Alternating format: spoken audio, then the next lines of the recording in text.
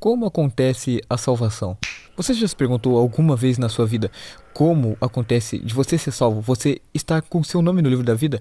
Bom, então relaxa que hoje, no vídeo de hoje, nós vamos nos aprofundar bastante nesse assunto. Opa, eu sou o Nag e bom, o que te faz ir para o inferno? E se tem algo que te leva para lá? Então, o que te tira de lá? Simplesmente, muitos seguem a vida de obras, fazem boas ações, caridades, esse tipo de coisa que sim é correto fazer, mas as pessoas pensam, se eu já faço esse tipo de coisa, eu faço tudo que Deus manda, eu tô salvo.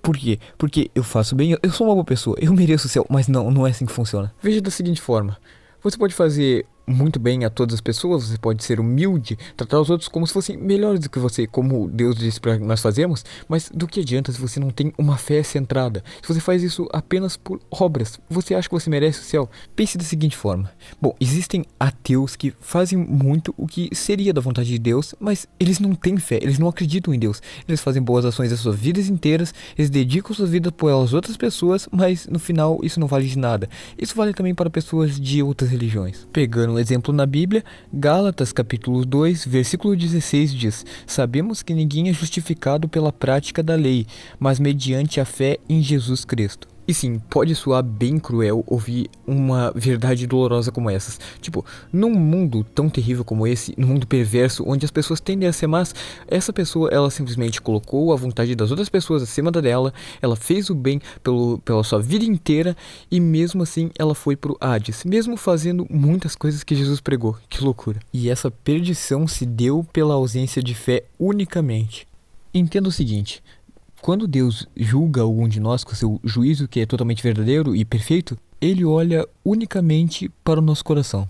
Então pense no seguinte cenário. Uma mulher ateia, ela é assaltada e durante o assalto ela acaba sendo assassinada. Ela nunca creu em Deus, ela teve várias oportunidades, mas ela não agarrou nenhuma dessas oportunidades e acabou morrendo, infelizmente. Já o ladrão, ele se arrepende, ele passa por muitas dificuldades depois daquele dia, ele cometeu um assassinato, óbvio, é um pecado gravíssimo, mas ele se arrepende.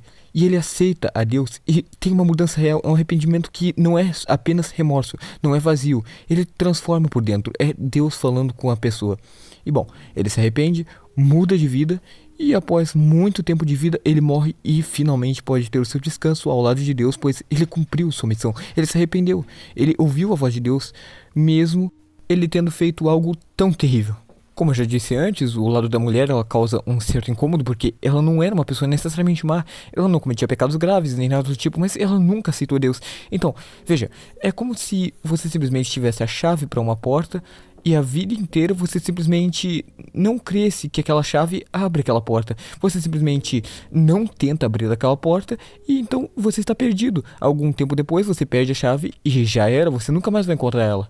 É isso, você tomou a sua decisão que foi não acreditar e então não importa o que você tenha feito a sua vida inteira, é o fim, você não aproveitou a única chance que você teve de escapar desse lugar terrível. Enquanto você estiver apegado às obras que você faz, você simplesmente vai continuar achando isso muito injusto, mas na verdade não, porque Deus não falha, a justiça dele é absoluta. Na verdade, se a justiça estivesse sendo feita nesse momento, eu e você não estaríamos aqui, nós estaríamos no castigo.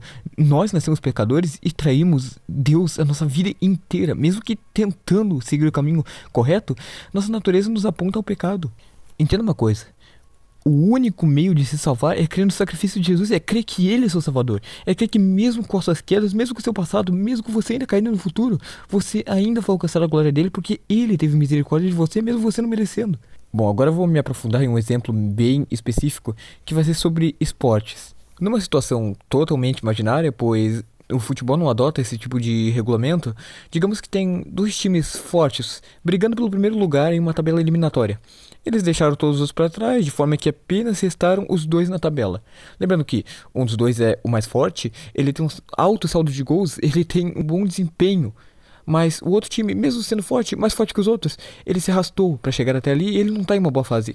Então, como eu disse, numa situação totalmente imaginária, é designada uma final para decidir quem vai ser o campeão desses dois times. Quando chega no dia, o time mais forte está realmente muito confiante, pois ele tem um alto saldo de gols, como eu já disse, ele tem um bom desempenho, ele tem tudo para ser campeão. O outro time vai e não pressiona, ele fica apenas se defendendo, o jogo inteiro passa O time mais forte tem várias chances de fazer o gol, mas ele perde essas chances, pois ele está soberbo. Ele pensa, eu perdi agora, mas eu posso fazer depois. Eles estavam simplesmente brincando com o time mais fraco. Aí fica naquela coisa toda de olê olê até o final do jogo. Eles ficam apenas passando a bola e fica nisso o jogo inteiro. Enfim, nos últimos lances do jogo, eles sofrem um contra-ataque fulminante e escanteio para o time mais fraco. Eles agora estão numa situação mais difícil do que antes, mas eles ainda têm salvação. Eles podem simplesmente conseguir um contra-ataque de volta, pois eles têm um pouquinho de tempo para isso. Mas então, o escanteio, bola na área e gol. O time mais fraco aproveitou a única chance, o único chute a gol deles no jogo inteiro, para fechar com chave de ouro no finalzinho, nos acréscimos. Tá, provavelmente essa história ficou bem solta, por enquanto não tá fazendo sentido nenhum, mas deixa que eu explico. O time mais forte é como alguém que se apega às obras. Bom, ele se apegou demais aos seus saldos de gols, ele se apegou aos seus feitos, que chocaram a mídia durante todo o seu desempenho com as outras partidas, que ele acabou esquecendo que o time rival também sabia jogar. Veja que eles tiveram muitas chances, eles tiveram muitos chutes a gol, eles tiveram muitas oportunidades, chances claras de marcar, mas como eles ficaram deixando para depois, como se o amanhã nunca fosse chegar, acabou o tempo e já não havia mais o que pudesse ser feito. Eles perderam todas as chances e agora eles só podiam se lamentar por não ter aceitado a oportunidade quando ela esteve diante deles. Isso é como quem tem a oportunidade diária de aceitar a fé, mas continua sem perceber que as obras são vazias sem a fé. A pessoa fica adiando oração, leitura bíblica, ir à igreja, e isso vai acabar matando a pessoa uma hora, se essa pessoa não conseguir acordar a tempo. E bom, esse é o time grande. Por outro lado, nós temos o time fraco. Ele não tinha saldo de gols, ele não tinha desempenhos excelentes, ele não foi bem nas outras partidas e só chegou lá por, entre aspas, pura sorte. Ele nunca teve muitas oportunidades, mas na única oportunidade que ele teve, na única chance clara, justamente no último segundo do jogo, ele simplesmente foi lá e fez gol. Ele acreditou, ele aceitou Jesus na última chance e dali pra frente, meu amigo, dali pra frente em toda a liga que ele participou, ele teve saldo de gols, ele teve desempenho, porque as obras dele não vieram do seu mérito próprio, elas vieram da fé, do momento que ele aceitou que ele podia ser salvo por Jesus. Ficou bem enrolado esse exemplo e deve ter algumas áreas que não deu pra entender. E também dá pra se aprofundar em mais explicações e mais significados de tão longo que é esse exemplo. Mas assim, eu acho que eu consegui extrair mais ou menos o que eu queria. Daí nós temos o outro lado da moeda, que são as pessoas que dizem somente ter fé, mas não têm obras. Bom, essas pessoas, elas vivem na igreja pelo menos uma vez por semana, não é? Elas leem muito pouco a Bíblia e raramente oram. E bom, já adianto que não é assim que funciona. Isso se encaixa com o que eu disse em outro vídeo.